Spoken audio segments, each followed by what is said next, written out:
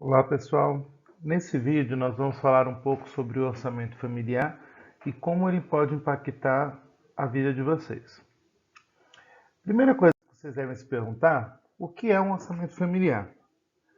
Então, o orçamento familiar é um orçamento doméstico, é uma forma de controlar os seus lucros, despesas pessoais, para evitar surpresas financeiras e facilitar o alcance de suas metas e objetivos de vida. E aí, como fazer esse orçamento, né? Na verdade, o orçamento ele se parte de uma consiste, né, numa planilha, e aí pode ser uma planilha digital ou física, pode ser no Excel, pode ser no caderno, pode ser em qualquer lugar. Depende de como você pretenda se organizar para que isso aconteça. Com tudo aquilo que você vai receber e gastar em determinado mês. Assim você conseguirá visualizar melhor a sua situação financeira em cada período, se planejar em função de gastos, de ganhos específicos de um determinado intervalo. É muito importante que tudo que você faça ao longo do mês seja anotado nessa sua planilha de orçamento, para que depois você consiga ter uma noção do que está acontecendo na sua vida, né? Ter uma visualização da sua situação financeira. Agora a gente vai falar um pouquinho dos itens que tem nesse orçamento, né, familiar. Se a gente pensar nesse orçamento, a gente vai ter três itens principais. A receita, que é tudo aquilo que entra como dinheiro dentro da sua vida. Os investimentos, que é aquilo que você vai guardar e a longo prazo você vai resgatar esses valores. E aí a gente falou um pouco sobre isso quando a gente estava começando a falar sobre matemática financeira. E as despesas, que é tudo aquilo que você vai gastar com essa sua receita que está chegando. Eu coloquei um modelo para a gente começar a fazer a montagem desse orçamento familiar. Então, quando a gente fala em receita, receita é tudo aquilo que você vai receber do seu salário, a qualquer renda que esteja entrando na sua casa. Então, a gente pode entrar como salário, que é aquela remuneração que você ganha mensalmente por executar um serviço numa empresa e alguma coisa do tipo. Aluguel. Esse aluguel é aquele onde você tem um imóvel e aluga para uma outra pessoa, então você vai receber esse valor todo mês. Pensão, quando os pais são separados e o pai paga a pensão para a mãe ou a mãe paga a pensão para o pai, pensão para os filhos, ou quando o pai e mãe falece, você passa a receber essa pensão do governo e assim por diante. Hora extras, né, são aquelas que você trabalhou a mais no seu emprego, então eles vão te pagar uma diferença por isso. 13º salário vai ser relacionado, depende da empresa, tem empresa que ela paga para você em novembro e dezembro, tem empresa que paga no mês do seu aniversário e em dezembro, então depende do mês que você está analisando. As férias é aquela remuneração quando você sai do emprego, né? Fica 30 dias sem trabalhar, levando em consideração que as férias, em alguns casos, as empresas pagam o salário do mês, mais o salário do mês seguinte e também um terço desse vencimento. Tem empresa que paga só o salário do mês e mais um terço. Então depende de como é cada empresa. E outros tipos de rendimentos que você tenha. Então você vende produtos de beleza, você vende tapué, o que você tiver de ganhos você anota nessa parte também. Ainda nessa montagem, a gente vai ter a parte de investimentos, que é aquilo que eu estou ao longo do mês guardando esse dinheiro, né, ou colocando para render, para no futuro eu resgatar. Então, consórcio é aquele tipo aonde eu pego o dinheiro, quero comprar uma moto, por exemplo, eu não tenho dinheiro hoje. Eu vou pagando mês a mês, eu tenho possibilidade de sorteio, eu não tenho, ou eu posso dando lances para tentar resgatar esse bem antes de eu finalizar o pagamento. Resgatei, eu continuo pagando. Se eu não conseguir resgatar, eu vou pagando até o momento que der para eu conseguir resgatar esse bem. Poupança é o nosso investimento mais comum e é um dos mais seguros, apesar de seu rendimento ser baixo, né? Mas é o mais seguro. Então, se você tem o dinheiro na poupança, você está colocando esse dinheiro na poupança, você pode colocar aí também. Renda fixa é um tipo de investimento que o banco faz com você. A taxa de juros dele é um pouco mais alta que a poupança, mas ainda assim você tem um rendimento para isso. Previdência privada é como se fosse o nosso INSS, mas é algo que você está fazendo com uma instituição financeira. Então você faz essa previdência a longo prazo para você resgatar geralmente quando você vai resgatar, quando você vai se aposentar. Tem gente que faz a previdência privada para filho. Então o filho nasceu e está fazendo essa previdência para quando ele for fazer a faculdade, por exemplo. Né? Então entra nessa parte. E outros, que aí seria a quantidade de outros tipos de investimento que você esteja fazendo. Tesouro direto, ações e assim por diante. Isso tudo é o que você vai pegar do seu dinheiro, do seu valor de receita, né, para fazer esse investimento. E aí eu tenho o campo para total, onde você vai fazer a soma de tudo isso, e a porcentagem sobre a receita é o quanto você está investindo a partir da sua receita, que você tem de ganhos lá, tá? Depois, a gente tem a parte das despesas. Quando a gente fala em despesas, aí a gente divide essas despesas em fixas, em variáveis, extras e adicionais. A gente vai ver o que é cada uma delas quando a gente for destrinchar agora na planilha, tá? Quando eu falo em despesas físicas, eu estou falando naquelas que têm o mesmo montante mensalmente. Então, todo mês você sabe o quanto você vai pagar naquela despesa. Então, entra como despesas: habitação, transporte, saúde, educação e impostos. E algum outro que possa aparecer como fixo. Então, vejam: aluguel. Você sabe quanto você vai pagar todo mês pelo aluguel. Condomínio, que é aquela taxa que você paga por morar em algum apartamento ou morar em alguma casa dentro de um condomínio fechado. Prestação da casa. Então, quando sua casa você compra ela parcelada, né? Isso é um meio de financiamento. Seguro de casa. A gente no Brasil não tem tanto costume em fazer seguro da nossa casa. Só que ele é um processo bom e não tão caro quanto o seguro do carro. Por que ele não é tão caro? Porque a gente não costuma usá-lo com tão frequência como a gente usaria o do carro.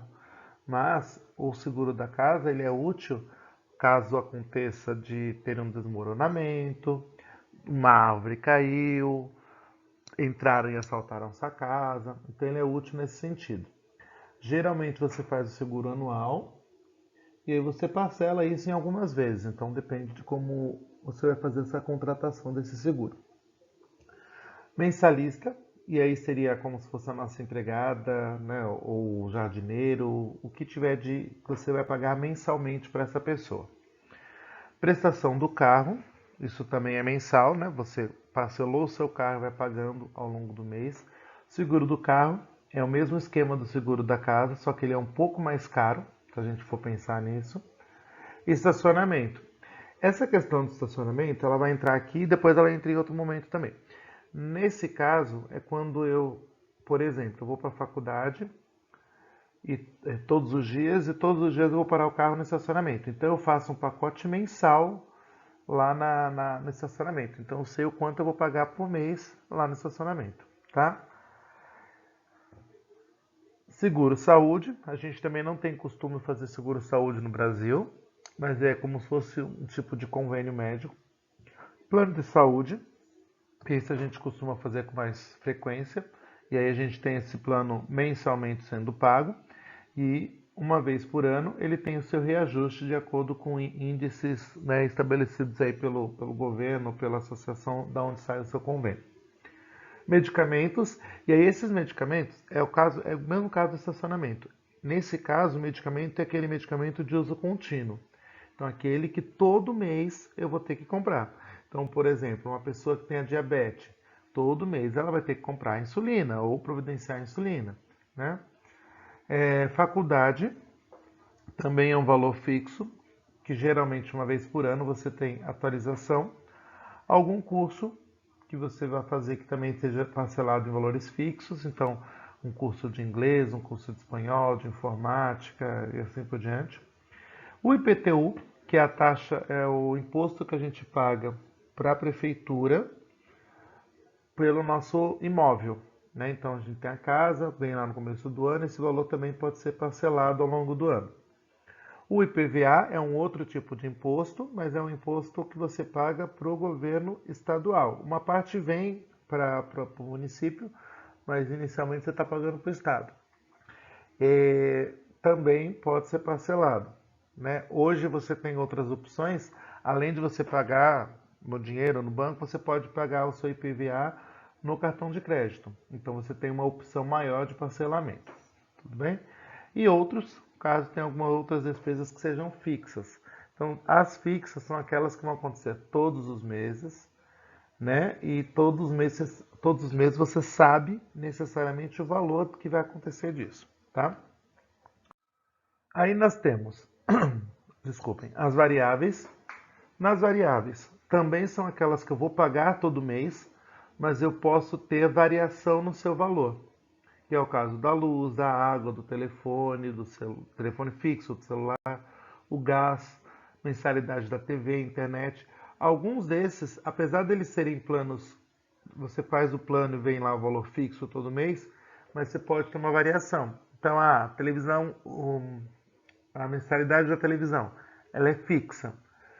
Ah, mas esse mês eu resolvi contratar para assistir o futebol. Então esse mês já não vai ser o mesmo valor que eu pagaria todos os meses, tá? Transporte público, eu vou ter que pagar todo mês se eu vou de transporte, mas eu tenho variação nos valores. Então, por exemplo, se eu vou todos os dias, em um mês eu tenho 20 dias letivos, né, que eu trabalho. No outro mês eu tenho 22. Então eu vou ter essa variação de dias. Combustível, também há uma variação, por quê? Um dia eu vou no posto, o valor do combustível está X. No outro dia eu vou tá Y. Então eu tenho essa variação ao longo do mês. O estacionamento, por que agora ele entra como variável? Porque é aquele estacionamento que eu não vou pagar ele todos os dias. Eu não tenho um valor fixo para ele. Então hoje eu paro aqui, outro eu paro ali no outro, mas eu sei que eu tenho que pagar essa despesa, tá? Supermercado, feira e padaria, né?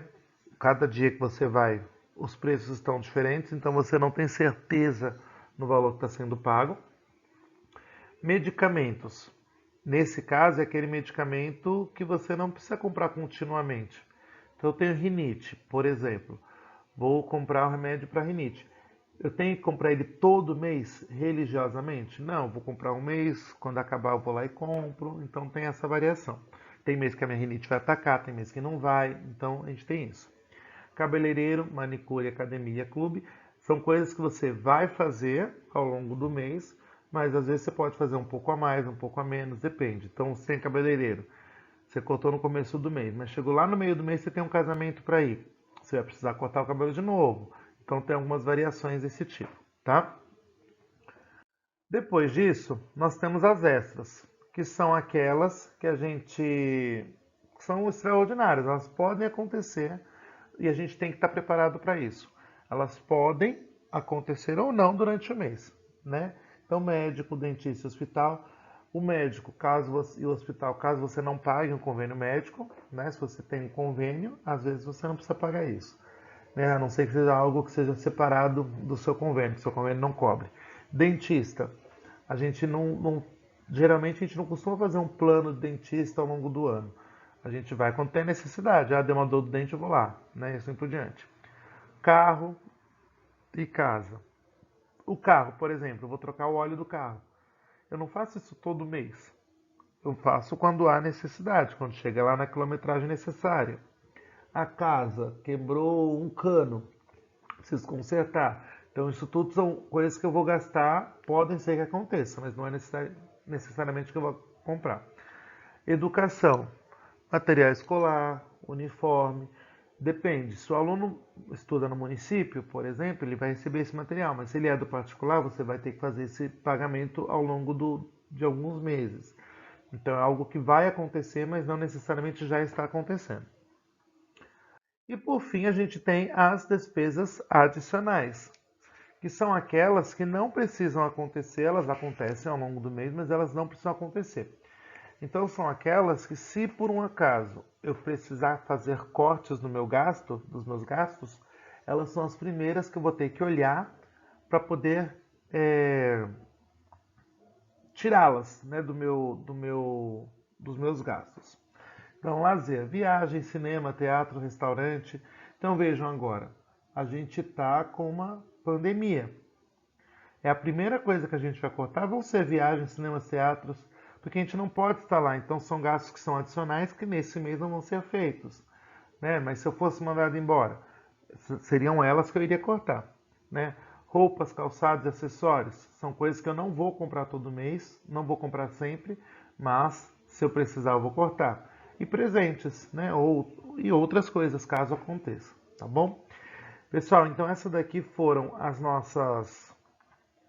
a nossa planilha de orçamento familiar. Eu espero que ela seja útil para vocês, que vocês possam utilizá-la do melhor modo para tentar organizar as finanças da casa, né? Se vocês procurarem na internet, há vários tipos de modelo de planilhas que vocês podem utilizar para isso, né?